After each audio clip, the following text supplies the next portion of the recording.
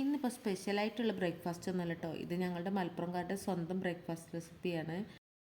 കുറച്ച് ദിവസം അടുപ്പിച്ച് വെറൈറ്റി ആയിട്ടുള്ള ബ്രേക്ക്ഫാസ്റ്റുകളൊക്കെ ഉണ്ടാക്കി കഴിയുമ്പോൾ 2-3 ദിവസം കഴിയുമ്പോൾ ഞങ്ങൾ മലപ്പുറംകാർക്ക് ഈ ഒരു ദോശ കിട്ടണം കേട്ടോ. ഇന്ന് ഇതിന് പലയിടത്തും നീർദോശ എന്നൊക്കെ പറയുന്നുണ്ടെങ്കിലും ഞങ്ങൾക്കിത് കലക്കി ചുട്ടിട്ടുള്ള അപ്പം കേട്ടോ.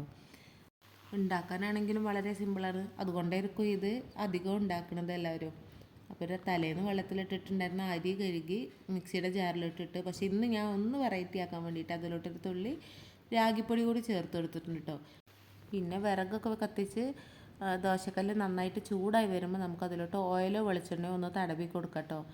ദോശക്കല്ല് നന്നായിട്ട് ചൂടായി വരുമ്പോൾ നമ്മൾ അരച്ച് വെച്ചിട്ടുള്ള ഒരു ദോശമാവ് നന്നായിട്ട് കലക്കിയിട്ട് ഇതുപോലെ ഒഴിച്ച് വെക്കും.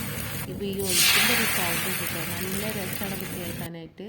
പിന്നെ ഇതൊന്ന് മൂടി വെച്ചിട്ട് ഓരോ ദോശയായിട്ട് ചുട്ടെടുക്കാം. അപ്പോൾ ഇത്രയേ ഉള്ളൂ ഞങ്ങളുടെ നീർദോശ അല്ലെങ്കിൽ ഞങ്ങളുടെ കലക്കി ചുട്ട അപ്പം.